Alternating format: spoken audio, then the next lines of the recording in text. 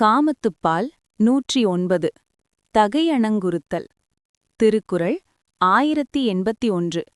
அணங்குகொள் ஆய்மயில் கொல்லோ கணங்குழை மாதர்கொள் மாலும் என் நெஞ்சு. பொருள்: இவள் தெய்வப் பெண்ணோ, அழகிய மயிலோ, கனமான காதணிகளை அணிந்த மனிதப் பெண்ணோ, இவளது பேரழகைக் கண்டு என் நெஞ்சம் மயங்குகிறதே. முதன்முதலில் தலைவியைக் கண்ட தலைவன் அவளது தெய்வீக அழகில் நிலை குலைந்து ஐயுறும் ஐயப்பாடணி நிலை இது. ஜெயதேவரின் கீத கோவிந்தம். கிருஷ்ணன். ராதையின் அழகை முதன்முதலில் கண்ட கிருஷ்ணன் அவள் ஒரு மானுடப் பெண்தானா அல்லது பிரபஞ்சத்தின் பேரொளியா என திகைப்பதை ஜெயதேவர் வர்ணிக்கிறார். காபி கமலக்ருசா திருஷ்டா சகி காபி அனிர்வச்சனீய கிம்மியம் லக்ஷ்மி கிம்னு கௌரி கிம்னு ரதிஹி. விளக்கம்: தோழனே, தாமரை போன்று மென்மைலான ஒருத்தியைக் கண்டேன். அவளை வார்த்தைகளால் சொல்ல முடியாது. இவள் திருமகளா, உமையவளா, அல்லது மன்மதனின் மனைவி ரதியா? வள்ளுவர் இங்கே அணங்குகொள் என்று கேட்பதை இங்கே ஜெயதேவர் லக்ஷ்மிஹி, கௌரி போன்ற தெய்வப் பெயர்களால் ஒப்பிடுகிறார். தலைவனின் மனக்குழப்பத்தை இருவருமே அனிர்வச்சனீயா என்ற விவரிக்க இயலாத மயக்கம் என்கிறார்கள். காளிதாசரின் சாகுந்தலம். துஷ்யந்தன் சகுந்தலையை முதன்முதலில் காணும்போது அவளது இயற்கை அழகை பார்த்து அவள் மண்ணுலகத்தை சேர்ந்தவளா என ஐயுறும் காட்சி இது. மானுஷீஷு கதமாவத் ஸ்யாத் அஸ்ய ரூபஸ்ய சம்பவஹ ந பிரபாதரளம் ஜோதிஹி உதேதி வசுதாதலாத். விளக்கம்: இவ்வளவு ஒப்பற்ற அழகு ஒரு மானுடப் பெண்ணிடம் பிறக்க முடியுமா? மின்னும் ஒளியானது விண்ணிலிருந்துதான் வரும், மண்ணிலிருந்து பிறப்பதில்லை. வள்ளுவர் இங்கே ஆய்மயில் கொல்லோ என்று இயற்கையின் உச்சபட்ச அழகோடு ஒப்பிடுவதைப் போலவே காளிதாசரும் மின்னும் பேரொளியோடு ஒப்பிடுகிறார். மாலும் என் நெஞ்சு என்பதற்கு இணையாக துஷ்யந்தனின் இணையம் அவளது தெய்வீகத் தன்மையைக் கண்டு திகைத்து நிற்கிறது. சிருங்கார ரசம், விஸ்மயபாவம். சிருங்கார ரசத்தில் இது ரூப அதிசயம் அல்லது அற்புதரசம் கலந்த சிருங்காரம் எனப்படும். ஒரு பெண்ணின் அழகைக் கண்டு பிரமிப்பில் ஆழ்வதை அமருக சதகத்தின் ஒரு பாடல் இவ்வாறு விவரிக்கிறது: கிம் ஸ்வர்கா தபதிதா காபி அபூர்வா சுந்தரி. விளக்கம்: சொர்க்கத்திலிருந்து தவறி விழுந்த ஏதோ ஒரு அபூர்வ சுந்தரியா இவள்? வள்ளுவர் இங்கே கணங்குழை என்ற சொல்லால் அவள் ஒரு மானுடப் பெண் என்பதற்கான சான்றையும் தேடுகிறார். ஏனெனில் தேவதைகளுக்கு அணிகலன்கள் அசைவதில்லை. இவளது குழை அசைவதால் இவள் பெண்ணோ என எண்ணுகிறான். இதையே வடமொழி இலக்கணம் சந்தேக அலங்காரம் என்கிறது. தேவதையா, மயிலா அல்லது பெண்ணாவென திகைக்கும் அந்த திகைப்பே காதலின் தொடக்கம். திருக்குறள் 1082. நோக்கினாள் நோக்கிதிர் நோக்குதல் தாக்கு அணங்கு தானை கொண்ட அன்னது உடைத்து. பொருள்: யான் அவளை பார்க்கபோது அவளும் என்னை எதிர்நோக்கி பார்த்தாள். அந்த பார்வை ஒரு வருத்தும் தெய்வம் அணங்கு தன் சேனையோடு வந்து என்னை தாக்குவதைப் போன்ற வலிமையைக் கொண்டிருந்தது. தலைவியின் ஒரு பார்வை தலைவனின் மனக்கோட்டையை மொத்தமாகத் தகர்க்கும் பெரும் படையெடுப்பாக வர்ணிக்கப்படுகிறது. ஜெயதேவரின் கீத கோவிந்தம். அஷ்டபதி. கிருஷ்ணன். ராதையின் கடைக்கண் பார்வை கிருஷ்ணனை நிலைகுலைய செய்வதை அவள் மன்மதனின் சேனையை ஏவுவது போல ஜெயதேவர் வர்ணிக்கிறார். ப்ரூசாப ரோபித கடாக்ஷ சரேகரம்னை வித்யந்தி மாம் தவதிருஷோ நிஷிதாக கடாக்ஷாக. விளக்கம்: ராதையே, உன் புருவம் எனும் வில்லை வளைத்து உன் கடைக்கண் பார்வை எனும் கூர்மையான அம்புகளை என் மீது ஏகிறாய். அவை என் இதயத்தை ஊடுருவுகின்றன. வள்ளுவர் இங்கே தானை என்று சேனை என்று சொல்வதை ஜெயதேவர் மன்மதனின் ஆயுதங்களான சரங்கள், அம்புகள் என்கிறார். இருவருமே அவளது பார்வையை ஒரு போர்க்களத் தாக்குதலாகவே உருவகப்படுத்துகிறார்கள். காளிதாசரின் குமார சம்பவம். பார்வதி தேவி சிவபெருமானை நோக்கும்போது அவளது பார்வையின் வீச்சை காளிதாசர் ஒரு மலர்க்கணையோடு ஒப்பிடுகிறார். சா சவ்ய தக்ஷிண விலோச்சன பத்ம கோஷம் நிஷிக்ஷேப கடாக்ஷ மாலார்ச்சாம். விளக்கம்: அவள் தன் இடது மற்றும் வலது கண்களாகிய தாமரை மொட்டுகளிலிருந்து வெளிப்பட்ட கடைக்கண் பார்வை எனும் மாலையை அவர் மீது வீசினாள். வள்ளுவர் இங்கே தாக்கு அணங்கு வருத்தும் தெய்வம் என்று சொல்வது பார்வதியின் தெய்வீகத்தையும் அதன் வீச்சையும் குறிக்கிறது. காளிதாசரும் அந்த பார்வை சிவபெருமானையே அசைத்து பார்த்ததாக குறிப்பிடுகிறார். வள்ளுவர் சொல்லும் எதிர்நோக்குதல் என்பது காதலின் பரஸ்பர தாக்குதலை குறிக்கிறது. ஸ்ருங்கார ரசம் கடாக்ஷ வைதக்தியம். ஸ்ருங்கார ரசத்தில் இது கடாக்ஷ விமோக்ஷனம் எனப்படும். அமுருக சதகத்தின் ஒரு பாடல் தலைவியின் பார்வையை ஒரு படையாகவே சித்தரிக்கிறது. திருஷ்டிஹி கிம் ஏஷா மதனஸ்ய சேனா மனோ மமம் லூயதி தீக்ஷ்ணதாரா. விளக்கம்: இவளுடைய இந்த பார்வை என்ன மன்மதனின் சேனையா? இதன் கூர்மையான முனை என் மனதை அரிக்கிறதே. வள்ளுவர் தானை கொண்ட அன்னது என்று பயன்படுத்துவது இந்த பார்வையின் வலிமையை அப்படியே பிரதிபலிக்கிறது. ஒரு தனி பார்வை என்பது ஒரு நபர் அல்ல, அது ஒரு பெரும் படையே வந்து தாக்குவதற்கு சமம் என்ற நுணுக்கத்தை இங்கே நோக்கு எனும் சொல்லால் வள்ளுவர் ஆணித்தரமாக சொல்கிறார். திருக்குறள் 1083. பண்டறியேன் கூற்றென்பதனை இனியறிந்தேன் பெண்டகையார் பேரமர் கட்டு. பொருள்: யமனை கூற்றுவன் நான் இதற்கு முன் பார்த்ததில்லை, இப்போதுதான் அவனைப் பற்றி அறிந்து கொண்டேன். அவன் வேறெங்கும் இல்லை, இதோ இந்த பெண்மையின் அழகோடு பெரிய போர்க்களம் போன்ற கண்களைக் கொண்டு என் முன்னே நிற்கிறான். தலைவியின் கண்களைக் கண்ட தலைவன் அவை தன் உயிரை பறிக்கும் யமனாகவே உருவகப்படுத்தும் எலை இது. ஜெயதேவரின் கீத கோவிந்தம் அஷ்டபதி. கிருஷ்ணன். ராதையின் கண்களின் கூர்மையையும் அதன் வீச்சையும் கண்டு கிருஷ்ணன் அது தன் உயிரைக் கவரும் யமதர்மனின் செயலாக வர்ணிப்பதை ஜெயதேவர் காட்டுகிறார். நயன விஷாயக சாயக ஜாலித பீத்தி நிஹாரிணி தவ திருஷோ நிசிதாக கால ரூபாக இதிமே பிரதிபாதி.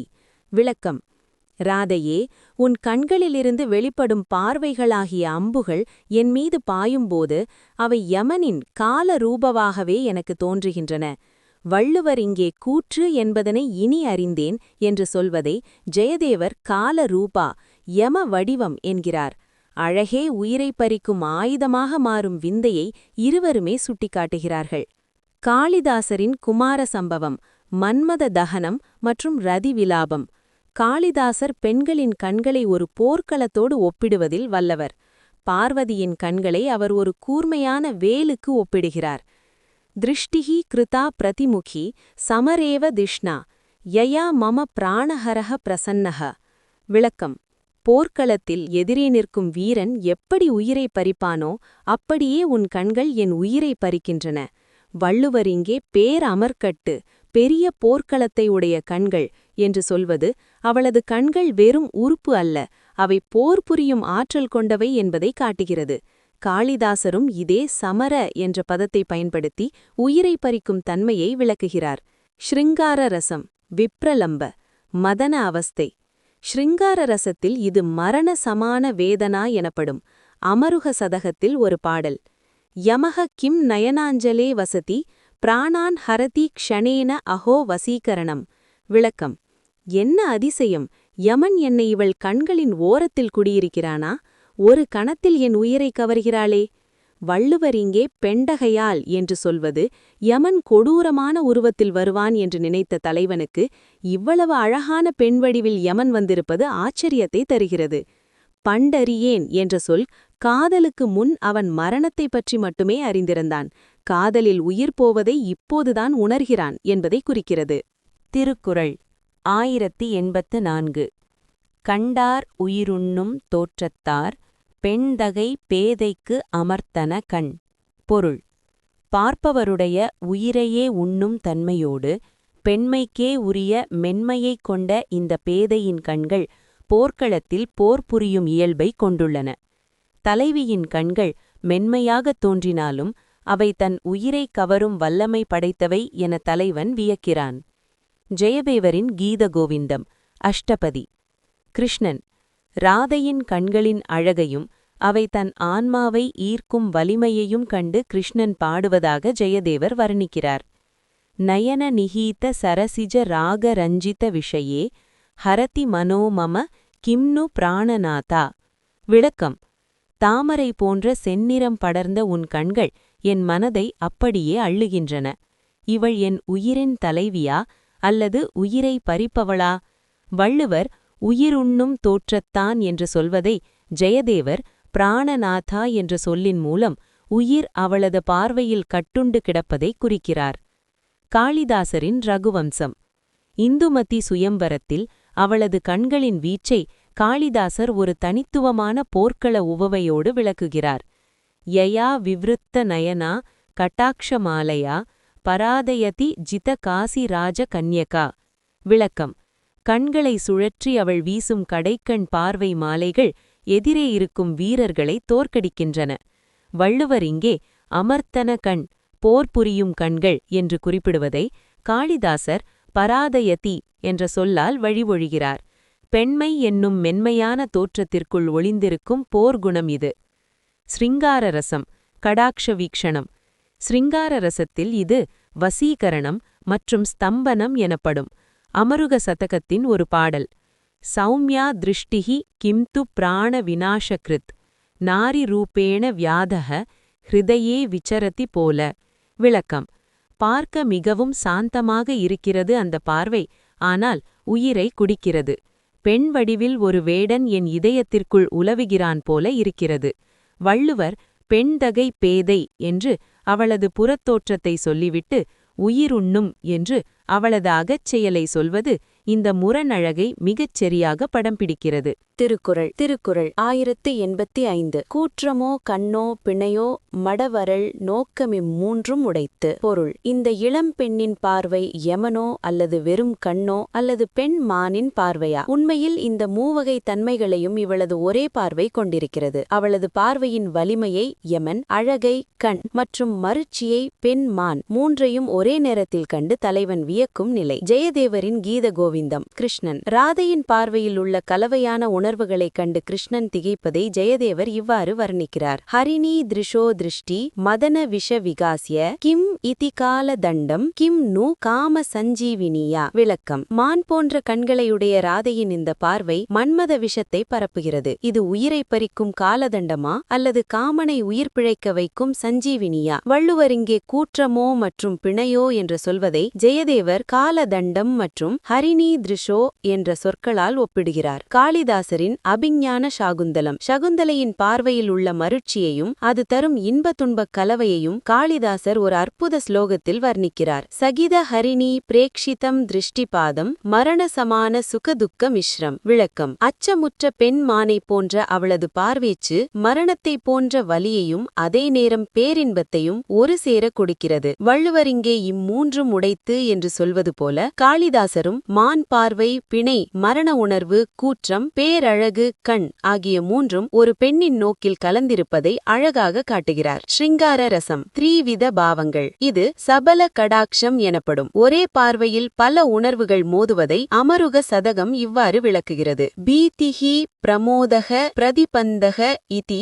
த்ரயம் ஏகஸ்யாம் திருஷ்டௌ நிவசந்தி லக்ஷ்யதே. விளக்கம்: பயம், மரணபயம் அல்லது கூற்றம், மகிழ்ச்சி, கண், மருட்சி, மான் ஆகிய மூன்றும் அவளது ஒரே பார்வையில் குடியிருப்பதாக தோன்றுகிறது. வள்ளுவர் மடவரல் நோக்கம் என்று இளம்பெண்ணின் பார்வை என்று குறிப்பிடுவது முதிர்ச்சியில்லாத அந்த பார்வையில் இருக்கும் இயற்கையான மருட்சியையும் அது தரும் தீவிரமான பாதிப்பையும் ஒரு சேர குறிக்கிறது. திருக்குறள் 1086. கொடும்புருவம் கோடா மறைப்பின் நடுங்கணர் செய்யலமன் இவள் கண். பொருள்: இவளுடைய வளைந்த புருவங்கள் வளைந்து கோணாமல், அதாவது நேராக இருந்து அவளுடைய கண்களை மறைக்குமானால் இந்த கண்கள் எனக்கு இவ்வளவு நடுக்கத்தையும் துன்பத்தையும் செய்ய மாட்டா. தலைவியின் புருவங்கள் வில்லை போல வளைந்து நிற்பது அவளது கண்கள் எனும் அம்புகள் தன்மீது பாய்வதற்கு வழிவகை செய்கிறது என தலைவன் வருந்துகிறான். ஜெயதேவரின் கீத கோவிந்தம். அஷ்டபதி. கிருஷ்ணன். ராதையின் புருவ வளைவை மன்மதனின் வில்லாக உருவகித்து அது தன் அமைதியை குலைப்பதை ஜெயதேவர் வர்ணிக்கிறார். ப்ரூசாப யுக்த சரம் அக்ரகர பிரசாரைஹி காமோபி மாம் தஹதி கிம் தவ நேத்ரபாதைஹி. விளக்கம்: உன் புருவங்கள் எனும் இரு வில்கள் வளைந்து நிற்க உன் கண்களாகிய அம்புகள் என்மீது பாய்கின்றன. இந்த மன்மத கணைகள் என்னை எரிக்கின்றன. வள்ளுவர் இங்கே கொடும்புருவம், அதாவது வளைந்த புருவம் என்று குறிப்பிடுவதையே ஜெயதேவர் ப்ரூசாப, அதாவது புருவவில் என்கிறார். அந்த வளைவே துன்பத்தின் ஊற்றுக்கண் என்பதை இருவருமே ஒப்பு நோக்குகின்றனர். காளிவாசரின் குமார சம்பவம். பார்வதியின் புருவ அழகை சித்தரிக்கும்போது அவை மன்மதனால் செதுக்கப்பட்ட 2 நேர்த்தியான வில்கள் என காளிதாசர் கூறுகிறார். தஸ்யாக ப்ரூவௌ லலிதம் சகாஸ்தே தனுத்வயம் காமசரம் விமுக்தும். விளக்கம்: அவளது அழகிய புருவங்கள் மன்மதன் அம்புகளை எய்வதற்காக ஏந்திய 2 வில்களைப் போல பிரகாசிக்கின்றன. வள்ளுவர் இங்கே கோடா மறைப்பின், அதாவது வளையாமல் நேராக இருந்து மறைத்தால் என்று சொல்வது ஒரு நயமான கற்பனை. வில் வளைந்தால்தான் அம்பு பாயும், புருவம் வளைந்தால்தான் பார்வை போர் தொடங்கும். காளிதாசரும் இதே தனுத்வயம் என்ற கருத்தை முன்வைக்கிறார். ஸ்ருங்கார ரசம். ப்ரூபங்க லீலை. ஸ்ருங்கார ரசத்தில் இது ப்ரூ குடி அல்லது ப்ரூ விலாசம் எனப்படும். அமருக சதகத்தில் ஒரு பாடல். வக்ரீகிருதா ப்ரூஹு மதனஸ்ய சாபம் நேத்ரே தரங்காக ஹிருதயம் மமக்ஷுப்தம். விளக்கம்: வளைக்கப்பட்ட புருவமே மன்மதனின் வில். கண்கள் அலைகளைப் போல மோத என் இதயம் நிலைகுலைகிறது. வள்ளுவர் இங்கே நடுங்கணர், அதாவது நடுக்கம் தரும் துன்பம் என்று சொல்வது அந்த புருவ வளைவால் ஏற்படும் காம வேதனையை குறிக்கிறது. புருவம் நேராக இருந்தால் கண்கள் மறைக்கப்படும், வேதனை குறையும். ஆனால் அதன் வளைவே வேட்டையைத் தொடங்குகிறது என்பது வள்ளுவரின் நுட்பம். திருக்குறள் 1087. கடா ஆ களிற்றின் மேல் கட்படா மாதர் படா ஆ முலைமேர் துகில். பொருள்: மதம் பிடித்த ஆண் யானையின் முகத்தின் மேல் தொங்கும் முகபடாமானது அந்த யானையின் மதத்தையும் கோபத்தையும் மற்றவர்களுக்கு தெரியாமல் மறைப்பது போல, இந்த பெண்ணின் மார்பின் மேல் அணிந்துள்ள மெல்லிய துகில், அதாவது மேலாடை, அவளது அழகால் எனக்கு ஏற்படும் துன்பத்தை மறைக்க முயல்கிறது. ஆனால் யானையின் மதம் போல அவளது அழகு துகிலையும் மீறி வெளிப்படுகிறது. ஜெயதேவரின் கீத கோவிந்தம் அஷ்டபதி. கிருஷ்ணன். ராதையின் அழகையும் அவளது ஆடை அவளது பேரொளியை மறைக்க முடியாமல் தவிப்பதையும் ஜெயதேவர் யானையின் கம்பீரத்தோடு ஒப்பிடுகிறார். மத கஜ கமனீய காந்தி விசிஷ்டா அம்சுக அந்தரேபி விகசதி தவ லாவண்ய லக்ஷ்மீஹி. விளக்கம்: மத யானை போன்ற நடையையுடையவளே, மெல்லிய ஆடைக்குள் இருந்தாலும் உன் அழகாகிய செல்வம் லாவண்ய லக்ஷ்மீஹி தாமரை மலர்வதைப் போல துகிலை தாண்டி வெளிப்படுகிறது. வள்ளுவர் இங்கே கடா ஆ களிற்று என்று சொல்வதை ஜெயதேவர் மத கஜ என்ற சொல்லால் ஒப்பிடுகிறார். ஆடை என்பது அழகை கட்டுப்படுத்த அல்ல, அது அழகின் வேகத்தை அதிகப்படுத்தவே உதவுகிறது என்பது இருவரின் கருத்து. காளிதாசரின் குமார சம்பவம். பார்வதி தேவியின் மார்பில் அணிந்திருந்த சந்தனக் குழம்பும் ஆபரணங்களும் அவளது அழகை மறைப்பதற்கு பதில் ஒரு யானையின் முகபடாம் போல அவளது அழகை மெருகூட்டுவதாக காளிதாசர் வர்ணிக்கிறார். ஸ்தன யுக பர கௌரவாத் கஜ கும்ப சதுருசௌ நூத்தன வாசசா ந சக்கியத்தே பிரச்சாதயித்தும். விளக்கம்: யானையின் மத்தத்தைப் போன்ற அவளது மார்பகங்களை புதிய ஆடையால் முழுமையாக மறைக்க முடியவில்லை. வள்ளுவர் இங்கே கடா ஆ களிற்று என்ற உவமையை கையாள்வது போல காளிதாசரும் யானையின் உடல் வலிமையையும் அழகையும் பெண்ணின் இளமைக்கு இணையாக வைக்கிறார். படா ஆ முலைமேல் துகில் என்பது அடக்க முடியாத அழகின் குறியீடாக அமைகிறது. ஸ்ருங்கார ரசம், அதாவது ஆதரண ரகசியம். இது தனு தன்வந்திரி அல்லது ஆபரண சோபா எனப்படும். ஆடை அணிந்திருந்தும் அழகு வெளிப்படும் நிலையை அமுரக சதகம் இவ்வாறு கூறுகிறது. வாசோபி விகாரஹேதுஹு யதா மதஹ கஜஸ்ய ஆபரணேன ந சிப்யதே. விளக்கம்: யானையின் மதத்தை எப்படி அதன் ஆபரணங்களால் அடக்க முடியாதோ அப்படியே அவளது மேலாடை அவளது அழகின் வேகத்தை குறைக்க மாட்டாது, மாறாக அந்த வேகத்தை எனக்கு உணர்த்துகிறது. வள்ளுவர் கடா ஆ களிற்று என்ற உவமையின் மூலம் காதலின் வேகம் ஒரு கட்டுக்கடங்காத யானையைப் போன்றது என்பதையும் அவளது துகில் அந்த பேராற்றலை மறைக்கத் தவறும் முகபடாம் என்பதையும் மிக நுணுக்கமாக விளக்குகிறார். திருக்குறள் 1088. ஒண்ணுதற்கோவு உடைந்ததே ஞாட்பினுள் நன்னாரும் உட்குண்ணின் பீடு. பொருள்: போர்க்களத்தில் என்னை எதிர்த்து வந்த பகைவர்களும் அஞ்சும்படியான என்னுடைய வலிமையானது இந்த பிரகாசமான நெற்றியை உடைய பெண்ணின் ஒரு பார்வைக்கு முன்னே உடைந்து அழிந்துவிட்டதே. போர்க்கள வீரனான தலைவன் ஒரு பெண்ணின் மென்மையிடம் தன் ஆண்மை வீரம் தோற்றுப்போனதை வியப்புடன் ஒப்புக்கொள்ளும் நிலை இது. ஜெயதேவரின் கீத கோவிந்தம். அஷ்டபதி. கிருஷ்ணன். ஈரேழு புவனங்களையும் ஆள்பவனான கிருஷ்ணன் ராதையின் ஒரு சிறு அசைவிற்கு முன்னால் தன் பேராற்றல் சிதறுவதை எண்ணிப் பாடுகிறார். யத் காந்தாரே கோபி ந வினிர்ஜிதஹ திரிபுவன விஜயி தவ நு புரு லதாபங்க மாத்ரேன ஜெய்தஹ அஸ்மி. விளக்கம்: மூவுலகையும் வென்ற என்னை தோல்வி என்பது நெருங்கியதே இல்லை. ஆனால் ராதையே, உன் புருவக்கொடியின் ஒரு சிறு வளைவுக்கு முன்னால் நான் முழுமையாக தோற்றுப்போனேன். வள்ளுவர் இங்கே நன்னாரும் உட்கும் என் பீடு என்று பகைவரும் அஞ்சும் என் வலிமை என்று குறிப்பிடுவதை ஜெயதேவர் திரிபுவன விஜயி, மூவுலகையும் வென்றவன் என்ற சொல்லால் ஒப்பிடுகிறார். உலகை வென்ற வீரம் பெண்ணின் நெற்றியின் முன்னே மண்டியிடுவதே காதலின் வெற்றி. காளிதாசரின் குமார சம்பவம். மன்மத தகனம். மன்மதன் சிவபெருமானை எதிர்க்கும் துணிவை பெற்ற தருணத்தை காளிதாசர் விளக்கும்போது வீரத்திற்கும் காதலுக்கும் உள்ள மோதலை காட்டுகிறார். பலம் அஸ்துமே வீரியம் அஸ்து வா ஸ்திரீ ரூப லாவண்யஜயே ந பாஹ்யபலம் காரணம். விளக்கம்: என்னிடம் பலம் இருக்கலாம், வீரம் இருக்கலாம், ஆனால் ஒரு பெண்ணின் அழகை வெல்வதற்கு புற உலக வீரத்தால் முடியாது. வள்ளுவர் இங்கே ஞாட்பினுள் காட்டிய வீரம் ஒள் நுதல் எனும் அழகிடம் தோற்றதை உடைந்தது என்கிறார். காளிதாசரும் போர்க்கள வீரத்தை விட அழகின் ஈர்ப்பு வலிமையானது என்பதை வழிமொழிகிறார். சிருங்கார ரசம். ஜெயஸ்ரீ பாவம். சிருங்கார ரசத்தில் இது வீர சிருங்கார கலப்பு எனப்படும். ஒரு வீரன் காதலிடம் தோற்பதை பெருமையாக கருதும் நிலை. அமருக சதகத்தின் ஒரு பாடல்.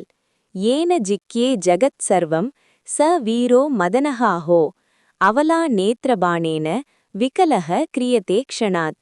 விளக்கம்: உலகத்தையே வென்ற வீரன் கூட ஒரு பெண்ணின் கண் எனும் அம்பால் ஒரு கணத்தில் நிலைகுலைந்து போகிறான்.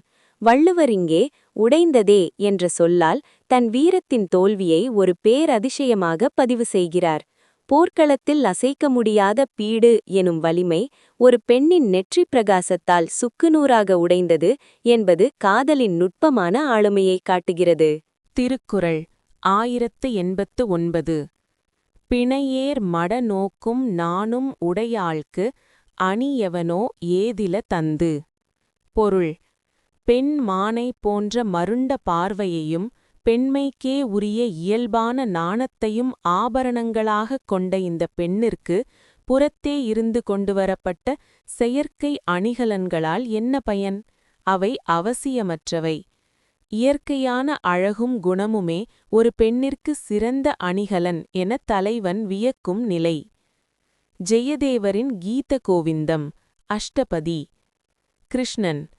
ராதையின் இயற்கை அழகை போற்றும் கிருஷ்ணன் அவளது அங்க அசைவுகளே அவளுக்கு ஆபரணங்கள் என்று ஜெயதேவர் மூலம் வர்ணிக்கிறார். ஹரிணி திருஷோ திருஷ்டிஹி ஏவ பூஷணம் கிம் இதி வியர்த்த பரமண்டன தாரணேன. விளக்கம்: மான் போன்ற கண்களை உடைய ராதையின் பார்வையே அவளுக்கு பூஷணம், அதாவது ஆபரணம். வீணாக புறத்தே இருக்கும் ஆபரணங்களை சுமப்பதில் என்ன பயன்? வள்ளுவர் இங்கே பிணையேர் மடநோக்கு என்று மான் போன்ற பார்வையை சொல்வதையே ஜெயதேவர் ஹரிணி திருஷோ என்கிறார். இயற்கையான பார்வையே அழகின் உச்சம் என்பதை இருவரும் ஏற்கின்றனர். காளிதாசரின் அபிஞான சாகுந்தலம். சகுந்தலையின் இயற்கையான வன அழகை கண்ட துஷ்யந்தன் நாரை ஆடையும் மர உரியும் கூட அவளுக்கு அழகை தருகின்றனவே தவிர அவை அவளது அழகை குறைக்கவில்லை என வியக்கும் புகழ்பெற்ற ஸ்லோகம். இயம் அதிக மனோஜ்ஞா வல்கலேனாபி தன்வி கிமிவஹி மதுராணாம் மண்டனம் நாக்ருதீனாம். விளக்கம்: மெல்லியல்பு கொண்ட இவள் மர உரி தரித்திருந்தாலும் மிக அழகாக தோன்றுகிறாள். இயற்கையிலேயே அழகானவர்களுக்கு எதுதான் ஆபரணமாகாது?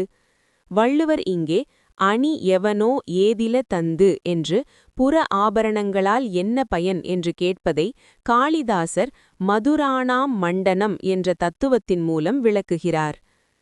ஸ்ருங்கார ரசம், இயற்கை அலங்காரம். ஸ்ருங்கார ரசத்தில் இது சகஜ ஆலம்பனா அல்லது ஸ்வரூப அலங்கார நிலை எனப்படும். ஒரு பெண்ணின் குணமும் பார்வையும் ஆபரணங்களாக மாறும் விந்தையை அமருக சதகம் இவ்வாறு கூறுகிறது. லஜ்ஜா ஏவ அங்கராகः நயன யுகலமேவ பூஷணம் ந அந்யத் அபூஷணம் அபேக்ஷதே சுந்தரி. விளக்கம்: நாணமே அவளது சந்தன குழம்பு, கண்களே அவளது ஆபரணம். இந்த சுந்தரிக்கு வேறெந்த புற அலங்காரமும் தேவையில்லை. வள்ளுவர் இங்கே நாணும் உடையாள்க்கு என்று குறிப்பிடுவது நாணம் எனும் பண்பு ஒரு பெண்ணிற்கு எவ்வளவு பெரிய அழகை தருகிறது என்பதை காட்டுகிறது. ஏதில என்ற சொல்லின் மூலம் பொன்னும் மணியும் அவளுக்கு அந்நியமானவை, அவளது பார்வையும் நாணமுமே அவளுக்கு நெருக்கமானவை என்பதை வள்ளுவ ஆணித்தரமாக சொல்கிறார். திருக்குறள் 1090. உண்டார்கண் அல்லது அடுநரா காமம்போல் கண்டார் மகிழ் செய்தல் இன்று. பொருள்: காய்ச்சிய மதுவானது அதனை உண்டவர்களுக்கு மட்டுமே மகிழ்ச்சியை தரும். ஆனால் காமமானது மதுவைப் போல அன்றி, காதலியை பார்த்த மாத்திரத்திலேயே அதைக் காண்பவருக்கு, அதாவது தலைவனுக்கு அளவற்ற மகிழ்ச்சியை தருகின்றது. மதுவிற்கும் காதலுக்கும் உள்ள மிகப்பெரிய வேறுபாட்டை வள்ளுவர் இங்கே சுட்டிக்காட்டுகிறார். ஜெயதேவரின் கீத கோவிந்தம் அஷ்டபதி. கிருஷ்ணன். ராதையின் வருகையும் அவளது அழகும் மதுவை விட தீவிரமான போதையை தனக்கு தருவதாக கிருஷ்ணன் உருகுவதை ஜெயதேவர் வர்ணிக்கிறார். நயன விஷயே தவ ரூபம் பீத்வா மத்த மனோரதः ந கிஞ்சித் நராபானேன திருப்திஹி சம்ஜாயதே. விளக்கம்: ராதையே, என் கண்முன்னாலிருக்கும் உன் அழகை பருகியே நான் மதம் கொண்டவன் ஆனேன். சாதாரண மதுவை பருகுவதால் எனக்கு இந்த திருப்தி கிடைக்காது.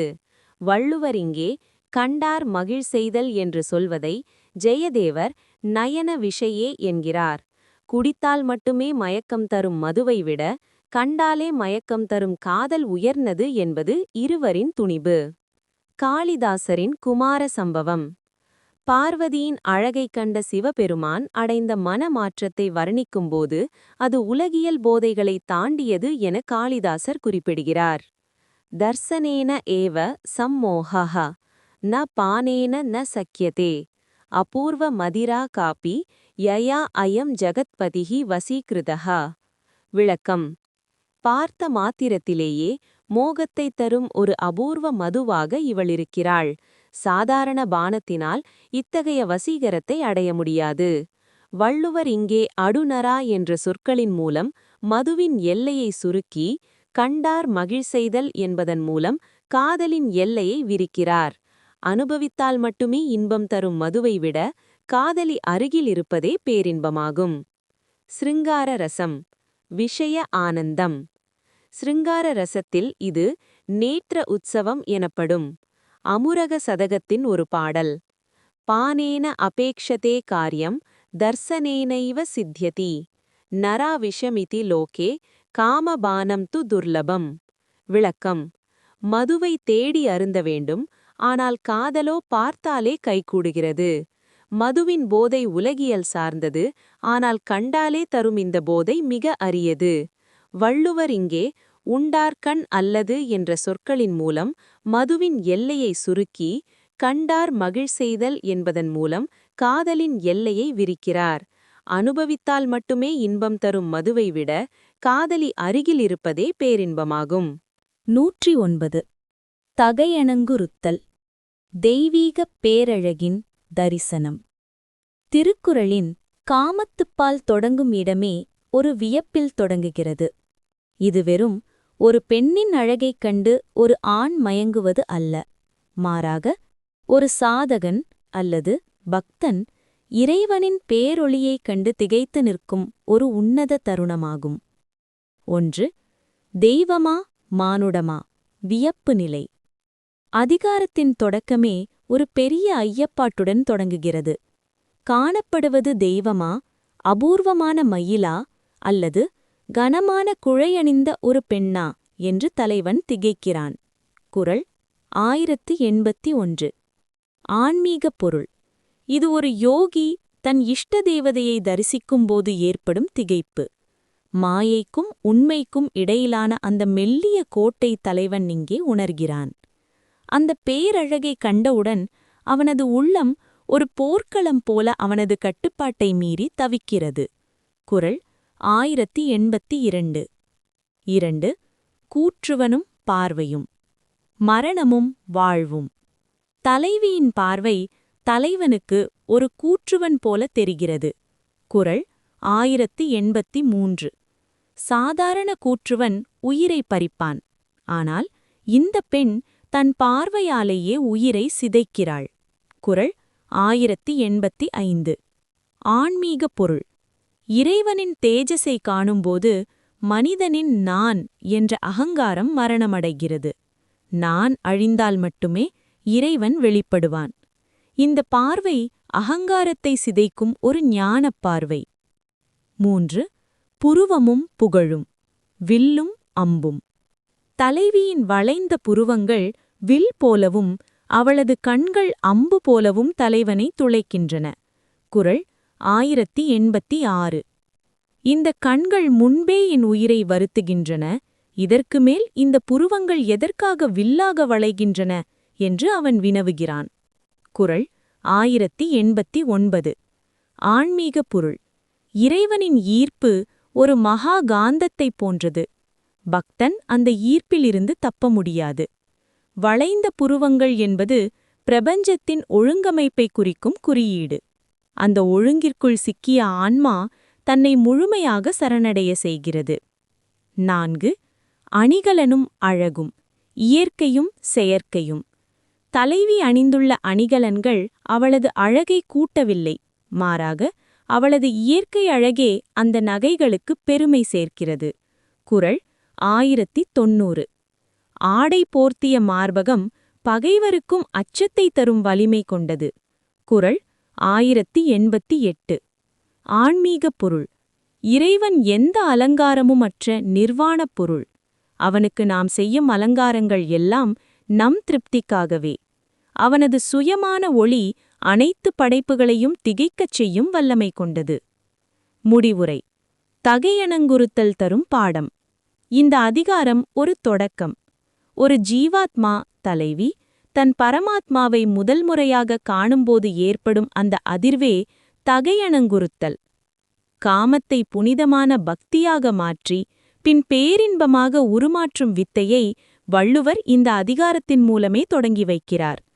இதை படிக்கும்போது நாம் ஒரு காதலனாக இல்லாமல் ஒரு பக்தனாக நின்று நோக்கினால் இந்த 10 குறள்களும் ஆத்மா இறைவனின் பேரொளியைக் கண்டு திகைத்து நிற்கும் ஒரு தெய்வீக தருணமாக நமக்குத் தெரியும்.